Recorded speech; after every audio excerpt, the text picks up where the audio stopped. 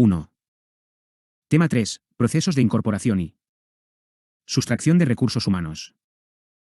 1. El proceso de afectación de los recursos humanos, objetivos, exigencias y responsabilidades. El proceso de afectación es un eje fundamental de la dirección de recursos humanos y es necesario para alcanzar uno de sus objetivos explícitos fundamentales: atraer y seleccionar candidatos potencialmente cualificados y capaces de desarrollar o adquirir las competencias necesarias para la organización. Conlleva dos subprocesos complementarios: el proceso de reclutamiento, el proceso de selección. Normalmente el proceso se inicia con la decisión de que hay que contratar a alguien con unas determinadas características. A continuación, se hace un llamamiento a los encargados del reclutamiento, que aplicarán los procesos oportunos para hacer una criba de los candidatos, ya que a la empresa no le interesa tener muchos candidatos sino los candidatos adecuados. Los candidatos potenciales no solo se encuentran entre aquellos que quieren trabajo o quieren cambiar de situación, candidatos activos, sino también aquellos que sin tener previsto un cambio se ven atraídos por la demanda de la empresa manifestante, candidatos pasivos. El ámbito de reclutamiento y selección no tiene por qué limitarse al mercado local o nacional. Los procesos serán diferentes en empresas grandes, más burocratizadas o sistematizadas, que en empresas pequeñas, más informales y con menos recursos. Hoy en día muchas veces se habla indistintamente de atracción y de captación de talento. Sin embargo, no es exactamente lo mismo. La atracción de talento es lo que tiene que ver con el llamado employer branding, esto es, con la creación de una marca de empleador que atraiga el talento, venderse al mercado de trabajo. En cambio, la captación de talento es una búsqueda de empleados potenciales con las características que necesitamos. 2. El reclutamiento, concepto, objetivos y alternativas. El proceso de reclutamiento es la primera fase del proceso de adquisición de recursos humanos. Por tanto, precede a la selección y la condiciona. El objetivo es reunir el mayor número posible de aspirantes cualificados para un puesto de trabajo a fin de poder seleccionar posteriormente entre los mismos a los más idóneos para el puesto de trabajo que se necesita cubrir. 2. A partir de aquí podemos definir el reclutamiento como el conjunto de actividades y procesos que se realizan para conseguir un número suficiente de candidatos cualificados para un puesto de trabajo, a fin de seleccionar a aquellos más adecuados para cubrir las necesidades de trabajo. Como vemos, en el concepto de reclutamiento hay dos ideas clave: atraer y tener la cualificación necesaria. Exigencias que se plantean a los procesos de reclutamiento. A. Determinar las necesidades actuales y futuras de reclutamiento, partiendo de la información suministrada por la planificación de recursos humanos. Y aquí hay que tener en cuenta que a la empresa no siempre le interesa contratar. Puede recurrir también a la formación de sus trabajadores o a la subcontratación de la tarea. B. Suministrar un número suficiente de personas cualificadas para los puestos a cubrir, con el mínimo coste para la organización, esto es, el proceso de reclutamiento debe ser eficiente a la hora de atraer candidatos idóneos. C. Aumentar la tasa de éxitos del proceso de selección. Al reducir el número de candidatos con insuficiente o excesiva cualificación, a la empresa no le interesan candidatos con mayor o menor cualificación de la requerida para el puesto de trabajo. D. Reducir la probabilidad de que los candidatos, una vez reclutados y seleccionados, abandonen la organización al poco de incorporarse. Y precisamente por eso es importante no reclutar a personas infra o sobrecualificadas. Para ello es importante que en la oferta de empleo se haga constar claramente el perfil que se busca y el tipo de empresa de que se trata. E. Cumplir la normativa jurídica existente. F. Evaluar la eficacia de las fuentes y técnicas de reclutamiento utilizadas. A la hora de llevar a cabo el proceso de reclutamiento debemos responder a dos cuestiones. 1. ¿Dónde vamos a buscar a nuestros candidatos? Es decir, ¿qué fuentes de reclutamiento vamos a utilizar? 2. ¿Cómo los vamos a buscar? Es decir, ¿qué técnicas de reclutamiento vamos a emplear? 2.1. Fuentes de reclutamiento. Existen dos grandes fuentes de reclutamiento que conviene combinar, evitando que los trabajadores en plantilla se molesten por incorporar a nuevos empleados para puestos que ellos llevan años anhelando. 3. Reclutamiento interno. Consiste en buscar al candidato dentro de la plantilla. En este caso estamos recurriendo en realidad a la movilidad profesional interna, ya sea vertical u horizontal. Existen diversas técnicas de reclutamiento interno. Una de las más habituales es el boca a boca.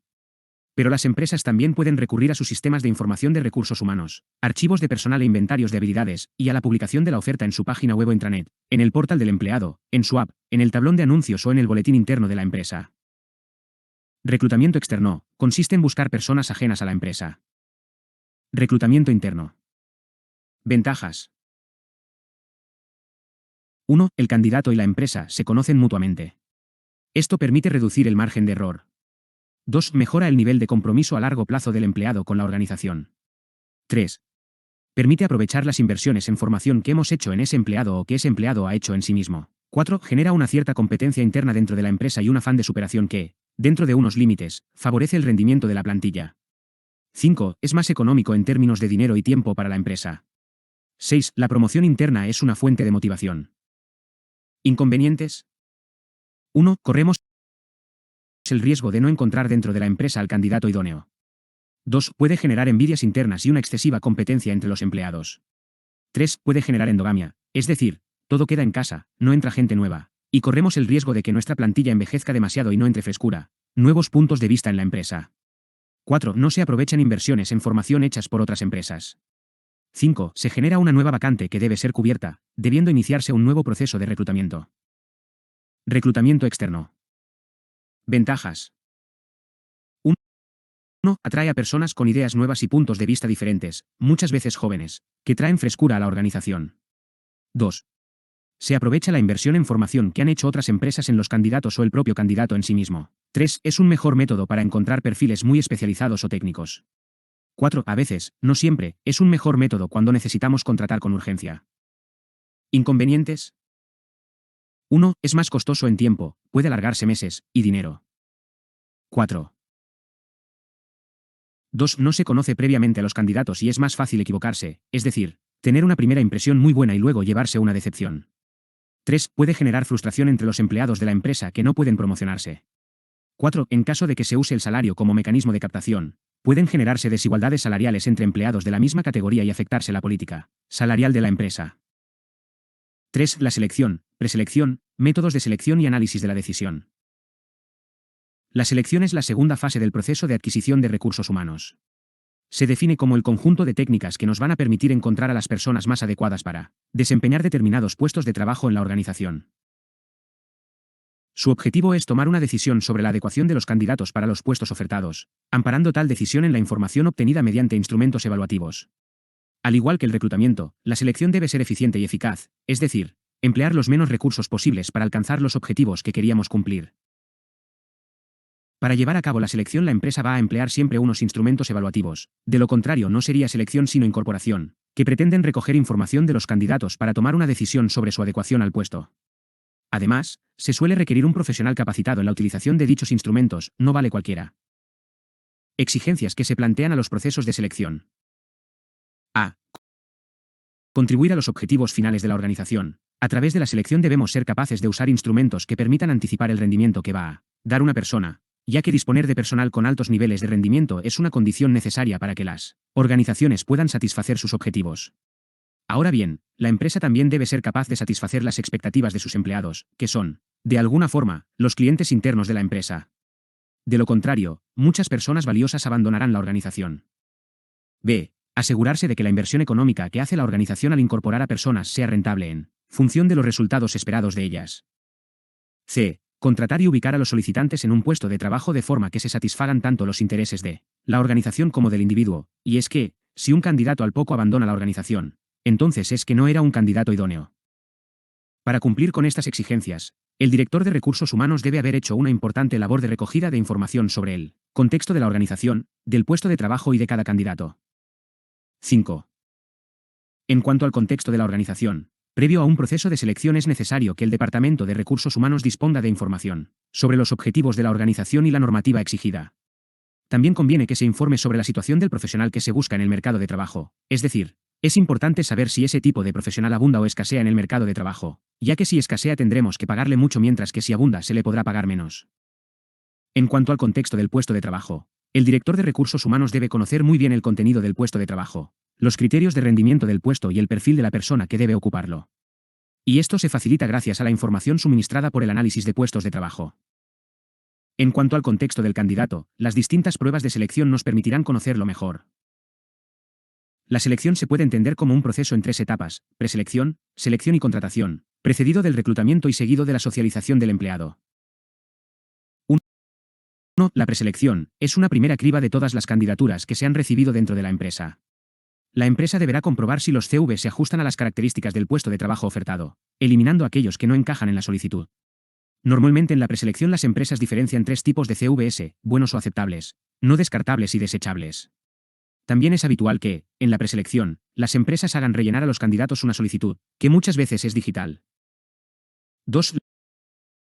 La selección propiamente dicha. En esta etapa se somete a los candidatos a una serie de pruebas que nos van a permitir continuar con el proceso de criba. En algunos procesos de selección se hace una sola prueba, mientras que en otros se hacen muchas, alargándose entonces el proceso durante meses. Estas pruebas de selección deben estar bien elegidas, pues de su aplicación va a depender la calidad del candidato y, por tanto, la calidad de las personas que van a trabajar en la organización. Evidentemente, no en todos los procesos de selección se utilizan todas las pruebas, sino tan solo las que sean necesarias. Y normalmente se considera que estas pruebas deben reunir al menos dos características. A. Deben ser pruebas fiables, consistentes, en tiempo y entrevistador, es decir, si aplicamos una prueba a un candidato en dos momentos distintos, el resultado debe ser homogéneo, consistente. B.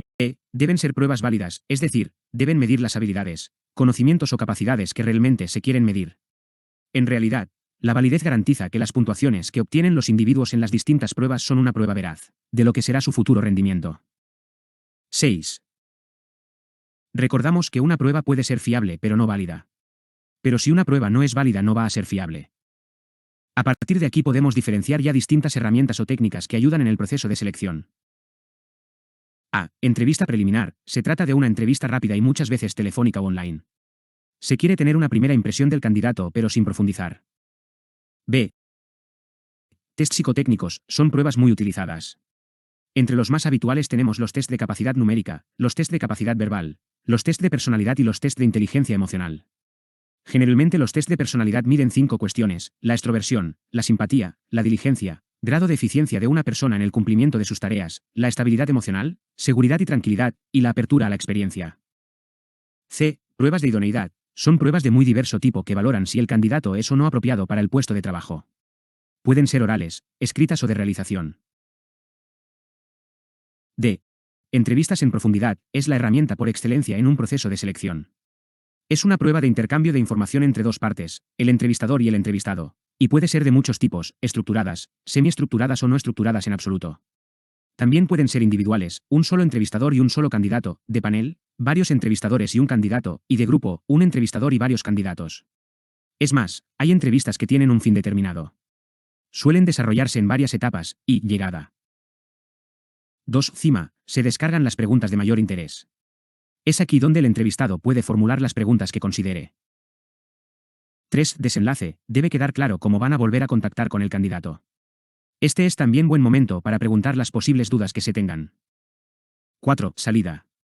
Antes de enfrentarse a una entrevista, es importante que el candidato haga un previo esfuerzo de autoconocimiento. Es muy frecuente que el entrevistador nos pregunte por qué debe contratarnos y, en tal caso, no podemos quedarnos callados. Debemos saber cuáles son nuestros puntos fuertes pero también cuáles son nuestras debilidades. Comprobación de referencias. En ocasiones la empresa comprueba vía previos empleadores o similares que aquello que se está diciendo en el CV y en la entrevista es verdad. F. Otras. A día de hoy son cada vez más habituales las técnicas de simulación del trabajo, gamificación. Una de las más habituales es la técnica de la bandeja, en la que se lee. 7. Pone al candidato una mesa con muchos papeles y se le pide que lo ordene en función de la urgencia e incluso que resuelva alguna cuestión. También es frecuente el llamado role-playing, que viene a ser una representación de la situación laboral. Puede que también se exijan pruebas médicas, cartas de recomendación, dinámicas de grupo o incluso pruebas de grafología. Analizan la personalidad del individuo a partir del análisis de la escritura y dibujos. Y cada vez son más frecuentes los assessment centers, es decir, centros que son de la empresa pero están fuera de la empresa y que se dedican a elaborar de forma técnica las pruebas de selección y a evaluar a los diferentes candidatos durante 2 o 3 días. Normalmente son técnicas de resolución de un problema en grupo, el ejercicio de la bandeja y demás simulaciones. G. Entrevista de ingreso. El proceso de selección se cierra con la contratación del trabajador, generalmente a través de una entrevista de ingreso en la que se le comunican sus condiciones laborales. La última fase del proceso de selección es la socialización del empleado, onboarding. Es un proceso que algunas empresas cuidan, lo tienen formalizado, y otras no, lo hacen de manera informal. En cualquier caso, el proceso de socialización es aquel por el que un individuo se incorpora a su puesto de trabajo y se le introduce a la organización, a los cometidos de su puesto, a sus nuevos compañeros, y a los objetivos, normas y cultura de la empresa. En definitiva, es el proceso por el cual el nuevo trabajador se familiariza con su nuevo entorno laboral. En algunos casos es un proceso que dura unas semanas, mientras que en otros puede durar hasta 3 o 4 meses. Con la socialización se persigue reducir los costes de puesta en marcha. Es evidente que hasta que el empleado se ubica un poco no va a trabajar a pleno rendimiento. Paliar la ansiedad del nuevo empleado. Todo es nuevo, no conoce a nadie y se siente un poco desubicado. Reducir la rotación de personal. Se persigue que el nuevo trabajador llegue a sentirse a gusto en su nuevo trabajo de forma rápida. Ahorra tiempo a compañeros y supervisores, es decir, a los demás. Además, es evidente que la forma en la que uno aterriza en una empresa emocionalmente es importante de cara al futuro. En la empresa. 4. Nuevas tendencias de reclutamiento y selección. Reclutamiento por Internet, intranet. Sitio web corporativo. Sitios web de empleo generales. 8. Sitios web de empleo específicos. Buscadores de empleo pasivos. Limitaciones. No es una herramienta de selección, no reemplaza, falta de contacto personal. Las candidaturas aumentan drásticamente, aumento de la competencia, gastos en aumento y peligro de la confidencialidad. Headhunters o cazatalentos, búsqueda de ejecutivos o similares. Trabajar la marca personal. Trabajar la marca del empleador. Uso de datos. Assessment centers o centros de evaluación, sobre todo para puestos ejecutivos. Evaluación estandarizada basada en múltiples medidas. Demanda de profesionales IT STEM. 5. La ruptura laboral. La gestión de las jubilaciones y de los despidos. Hay pocos manuales que tienen referencia a este aspecto. Pero es evidente que en una empresa, al igual que hay flujos de entrada, hay flujos de salida de trabajadores. Los procesos sustractivos o de ruptura laboral son aquellos mediante los cuales un empleado deja de prestar sus servicios a la empresa, es decir, se trata de una desvinculación del empleado con la empresa, que puede ser tanto voluntaria como involuntaria, y que suele ser unilateral, por decisión de la empresa o por decisión del trabajador. En relación con estos procesos, es importante que la empresa cuide su tasa de rotación, tasa de abandono de empleados, pues un índice demasiado alto normalmente no es una buena señal, y de hecho, daña su imagen o employer branding, nadie va a querer trabajar ahí. Aunque ojo, porque un índice de rotación demasiado bajo tampoco es bueno, porque significa que la empresa no renueva personal y eso puede llevar a un envejecimiento de la plantilla, a no ser que su plantilla fuese muy joven y su índice de rotación fuese muy bajo, lo cual sería perfecto. Esta desvinculación suele ser permanente, pero hay excepciones. Por eso conviene diferenciar entre la suspensión del contrato de trabajo y la extinción del contrato de trabajo. 9. La suspensión. Es una desvinculación temporal que no implica la ruptura del vínculo contractual entre la empresa y el trabajador, sino que, simplemente, durante un tiempo quedan sin efectos las obligaciones de ambas partes. El trabajador no tiene que ir a trabajar y la empresa no tiene que pagarle una remuneración. Normalmente la suspensión deriva de una excedencia que suele ser individual, aunque a veces puede ser colectiva. La excedencia individual es la opción que tiene un trabajador de dejar su empleo temporalmente, eso sí, bajo ciertas condiciones. Normalmente suele ser para trabajar temporalmente en otra institución o empresa, de forma que, sabiendo que ese trabajo va a tener fin, uno no quiere perder su relación laboral con la empresa. Hay 3 tipos de excedencias individuales. O excedencia forzosa, el trabajador tiene la obligación de solicitarla y la empresa de concederla.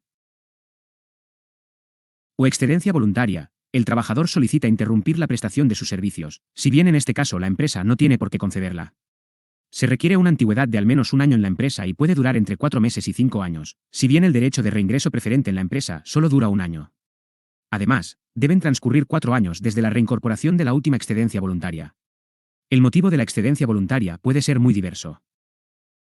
O excedencia para el cuidado de familiares. Tiene una duración máxima de 3 años y hay un año durante el cual se reserva el derecho de reingreso en la empresa.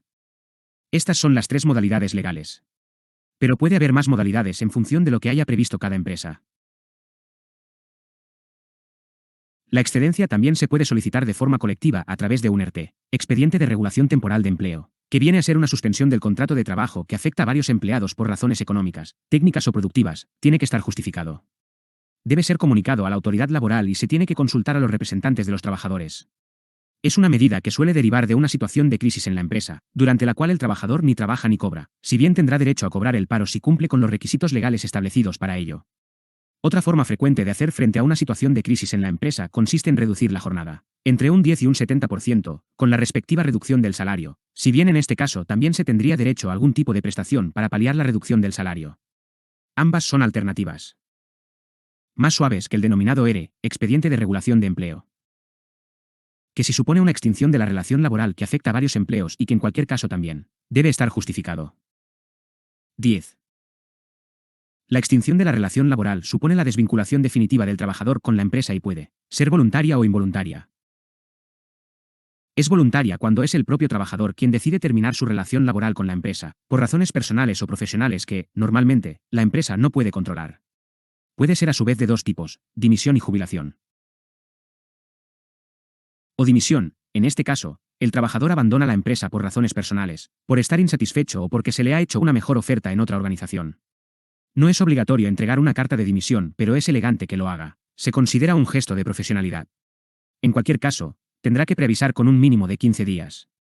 Una dimisión nunca es positiva para la empresa, por lo que, cuando un trabajador presenta su dimisión, lo normal es que la empresa mantenga con él una conversación en la que se le pregunte por las razones para poder, si le interesa, retenerlo. O jubilación, ya sea normal o anticipada, aunque legalmente hay más modalidades de jubilación. Lo normal es que la jubilación sea voluntaria, pero también puede ser forzosa.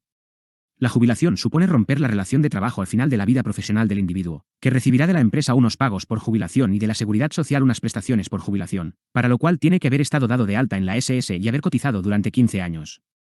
Normalmente las empresas prevén las jubilaciones con antelación para evitar que haya muchas jubilaciones de golpe, y muchos puestos se queden vacíos de repente.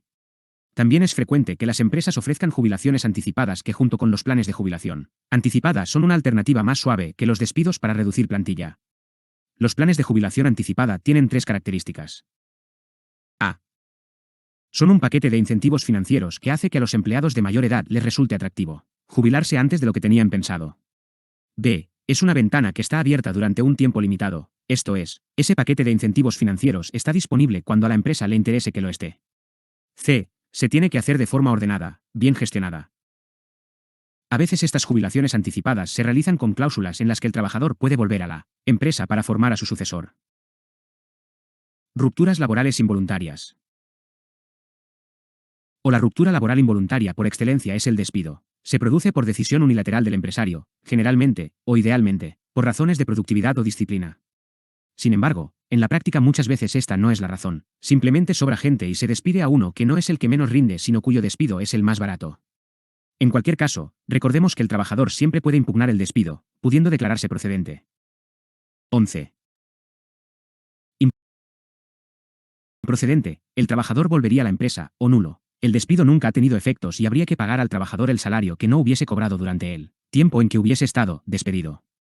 Conviene que el despido se comunique rápidamente al trabajador, que no se le comunique de forma acusatoria sino de forma empática, y conviene dar al individuo un tiempo para que recoja sus cosas de la empresa. Generalmente estas tareas las desempeñan personas distintas, es decir, quien le comunica el despido no suele ser quien lo acompaña a recoger sus cosas. Tenemos que tener en cuenta que el despido es la solución más drástica cuando una persona no desempeña adecuadamente sus tareas. Pero, normalmente, antes de llegar al despido la empresa suele haber recurrido a otras técnicas alternativas, y si no funcionan ya se recurre al despido. Junto al despido individual tenemos el despido colectivo o ERE, que, a diferencia del ERTE, es definitivo y debe estar justificado por razones económicas, técnicas u organizativas.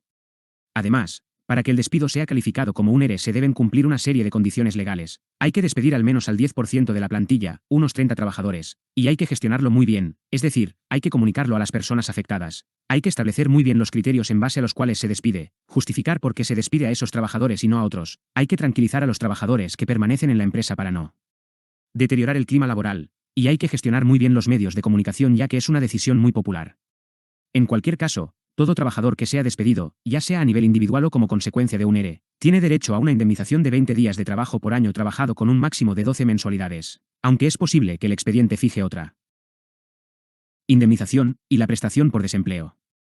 La política de despidos varía mucho de unas empresas a otras. Algunas tienen una filosofía más mercenaria y no les importa despedir, a otras les da más reparo recurrir al despido. O el resto de rupturas laborales involuntarias no son técnicamente despidos, pero al final el trabajador se queda sin empleo. Es el caso de la reducción de plantilla, la reducción en el tamaño empresarial, downsizing, y el ajuste del tamaño empresarial, rightsizing. Reducción de la plantilla, en el fondo no es más que una variante del despido colectivo. Normalmente se debe a cambios en el entorno de la empresa que la obliga a reestructurarse y eliminar ciertos puestos de trabajo. De todos modos, al igual que veíamos en el ERE, la empresa tendrá que comunicar la reducción de plantilla a los afectados, justificarlo, tranquilizar a los que se queden, y lidiar con los medios de comunicación. Además, algunas empresas tienen lo que se llama servicios de outplacement, que ayudan a los empleados que pierden su trabajo a encontrar uno nuevo. B. Reducción del tamaño empresarial, downsizing, se lleva a cabo con el objetivo de mejorar la eficiencia o rentabilidad financiera y suele ser frecuente que se acompañe de reducciones de plantilla o despidos masivos. Es un proceso de desinversión de la empresa. 12. C. Ajuste del tamaño empresarial, rightsizing, se produce una reorganización interna de la empresa para ser más eficiente. 6. La estrategia de búsqueda de empleo, conocimiento de uno mismo. Plan de búsqueda de empleo, CV y entrevista. Marca personal. Elevator speech.